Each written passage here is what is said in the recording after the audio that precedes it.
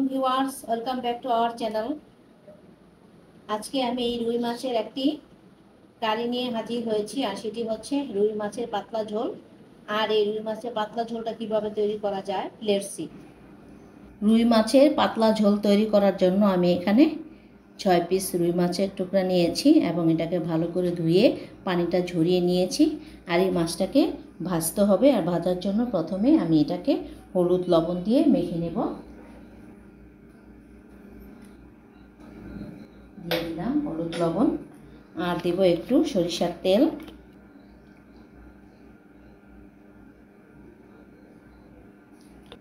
এটাকে একটু ভালো করে মেখে নেব।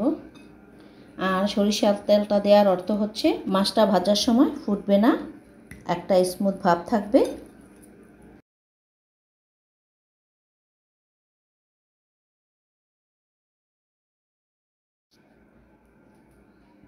মাছটা মাখা হয়ে গেছে। এখন একটা মশলার পেস্ট তৈরি করে নেব।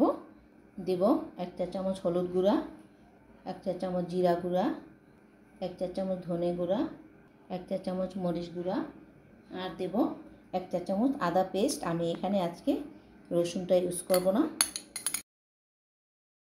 এখন অল্প পানি দিয়ে একটা পেস্ট তৈরি করে নেব।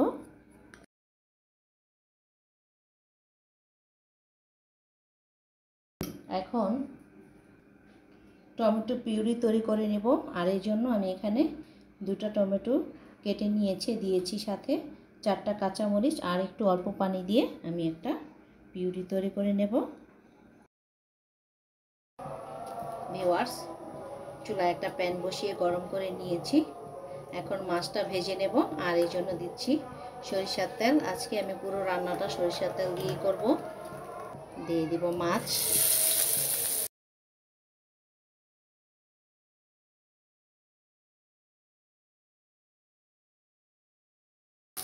ভিউয়ার্স, যারা আমার রান্নাটা এখন দেখছেন, এখনও সাবস্ক্রাইব করেননি, প্লিজ সাবস্ক্রাইব করে ফেলুন। আর পাশে থাকা বেল আইকনে ক্লিক করে রাখুন, যাতে পরবর্তী রেসিপিটা সবার আগে আপনার কাছে চলে যায়। মাছটা এক সাইড ভাজা হয়ে গেছে, এখন উঠিয়ে আরেক সাইড ভেজে নেব। মাছগুলো ভাজা হয়ে গেছে, এখন উঠিয়ে নেব। মাছ ভাজা হয়ে গেছে, এখন আমি এই তেলের মধ্যেই 2টো মাঝারি সাইজের আলু নিয়েছিলাম, আর আলুটাকে আমি এভাবে কেটে নিয়েছি, ভালো করে ধুয়ে নিয়েছি। এখন ভেজে নেব।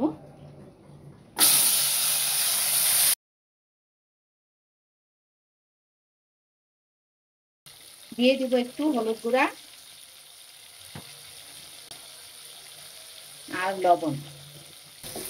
আলুটাকে আমি প্রায় 50% ভাজার মধ্যে সিদ্ধ করে নেব।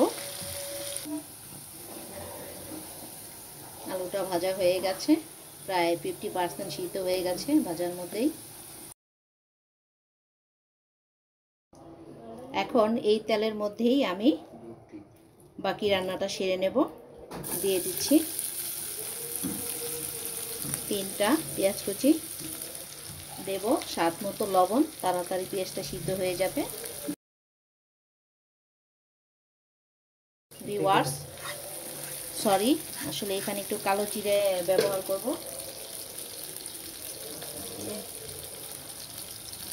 দিয়ে দিচ্ছি 1/2 চা চামচ কালো জিরে, আর 2টো তেজপাতা।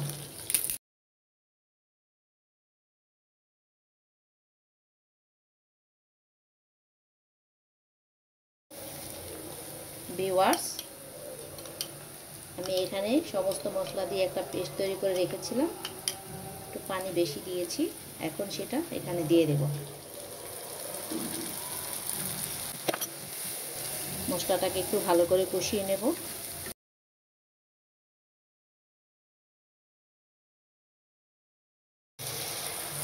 ভিউয়ার্স, মশলাটা কষানো হয়ে গেছে, তেলটা উপরে উঠে গেছে। এখন টমেটো পিউরিটা দিয়ে দেব। টমেটোর কাঁচা গন্ধ যাওয়া পর্যন্ত এটাকে কষিয়ে নেব।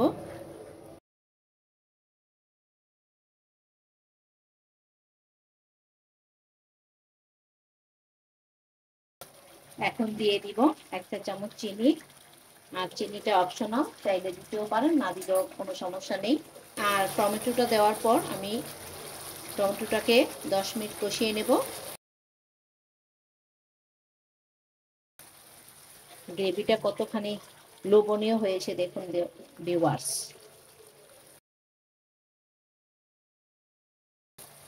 10 মিনিট পর দিয়ে দিচ্ছি সেই ভেজে রাখা আলুগুলো।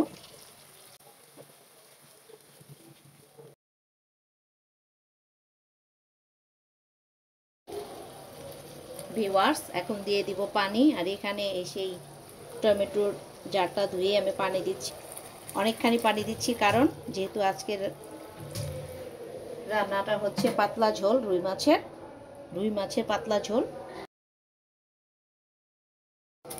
ঝোলটা ফুটে উঠলে দিয়ে দিব মাছ। ঝোলটা ফুটে উঠেছে, এখন দিয়ে দিব মাছ।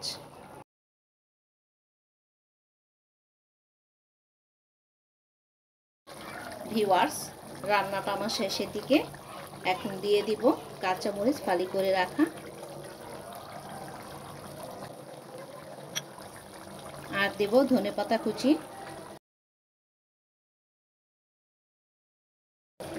ভিউয়ার্স আর কিছুক্ষণ রেখে নামিয়ে পরিবেশন করে নেব।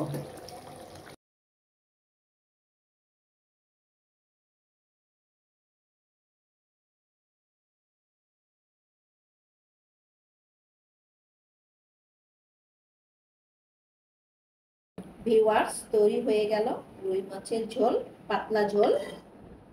আর আপনারা অবশ্যই বাসায় এটা ট্রাই করবেন। ট্রাই করে ভালো লাগলে কমেন্টস করে জানাবেন এটা কেমন হয়েছে। আর সবাই ভালো থাকবেন। আল্লাহ হাফেজ।